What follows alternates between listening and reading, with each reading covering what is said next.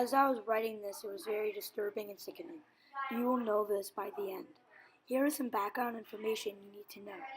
My name is Jeffy. I live with my mom and two brothers. My dad abandoned us when my second brother was born. I live right next to an old abandoned house, and then we are surrounded by forest. About 5 years ago, a husband and a wife with their daughter used to live in the abandoned house. One day, the husband, wife, and daughter were killed by an unknown person in their house. The house was then up for sale, and nobody bought it. The house was then abandoned, and nobody spoke a word about it again.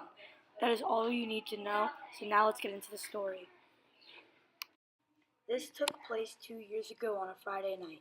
It was right after a huge language arts test. I got an F on that test, so I was really sad. I wanted to get my mind off of it, so I invited one of my friends to come over. We will know him as G for privacy purposes. G is 15 years old and loves playing childish games like hide and seek. The reason why I like him is that he always has a positive attitude and he always makes me feel good when something is wrong.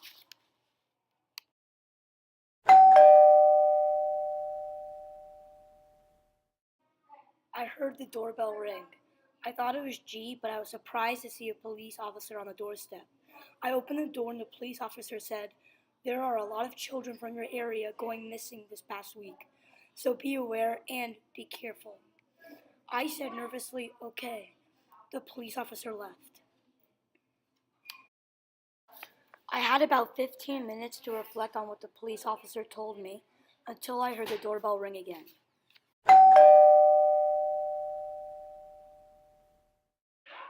Luckily, it was G.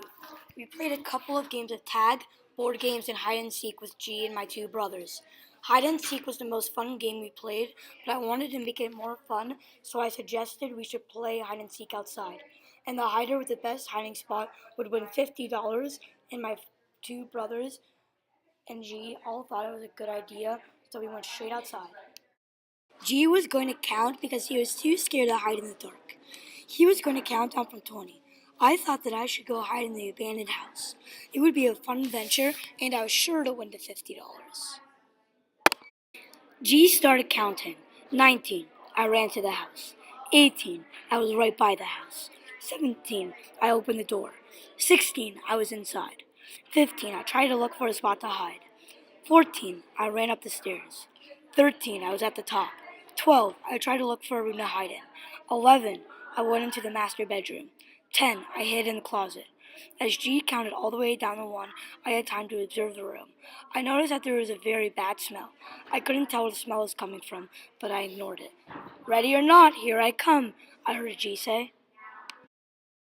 As I was waiting, I could hear very quiet sounds coming from downstairs.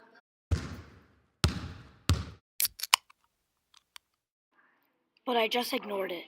I could see G with my two brothers standing outside of the house. G must have found my two brothers.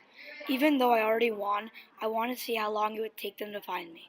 All of a sudden, I felt a big bang on my head. My eyes opened. I must have fallen asleep, I thought to myself. I can now smell the bad smell very well. I tried to stand up. My heart sunk when I realized that my arms and legs were tied up. The moon was the only light in the house. I noticed that I was in a small room. I could hear a dragging sound coming up the stairs.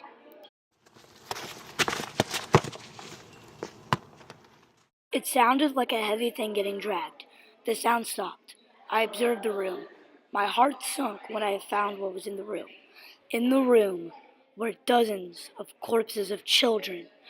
I noticed that the smell was coming from the corpses. I then heard the sound again.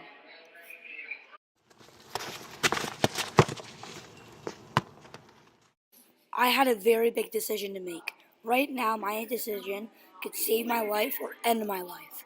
One choice was to stay tied up on the chair or make a run for it. My heart was pounding as the sound came louder and louder.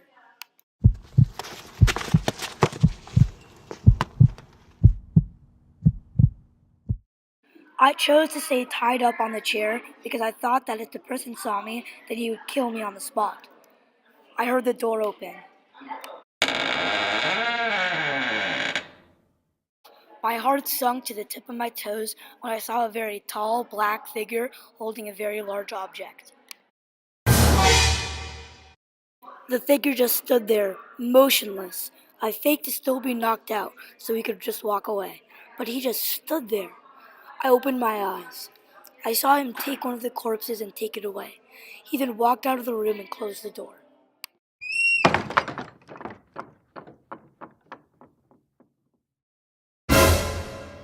After about a couple of long minutes, I untied myself.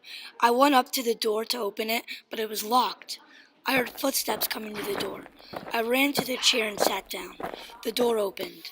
The moon revealed what the figure looked like. It was a very skinny and tall person. He was wearing all black clothes. I could see the blood smeared across all of his visible skin.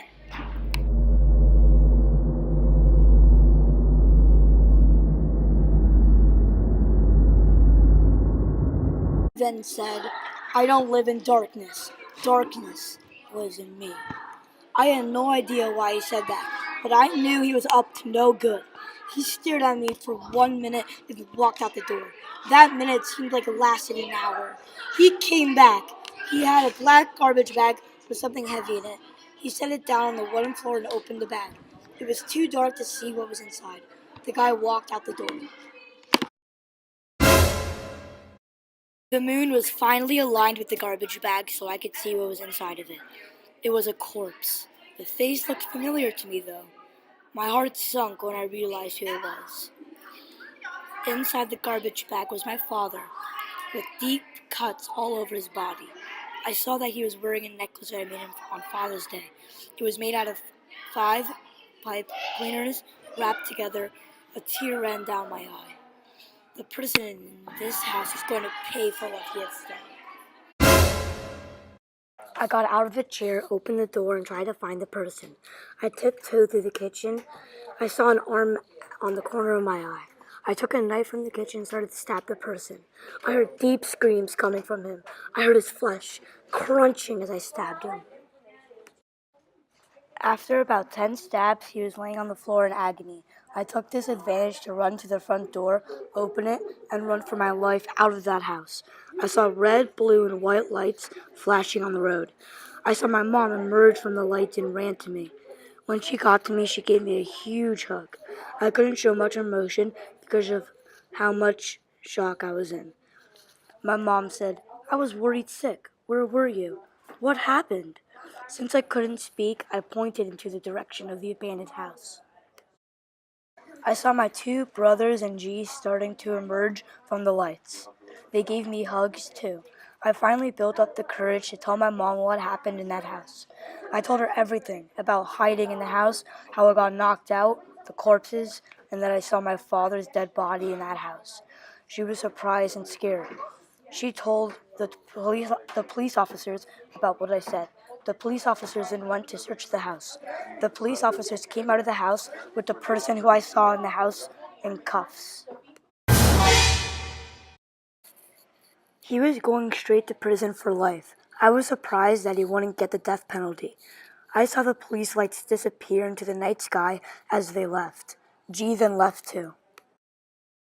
I could hear my 2 brothers talking to each other. They then told me something so disturbing. They told me that when they were trying to look for me, they assumed I was hiding in the abandoned house, so they were going to look there. Before they went in, they saw somebody staring at them through the upstairs window. They thought it was me, but as they looked at the person closer, they confirmed it wasn't.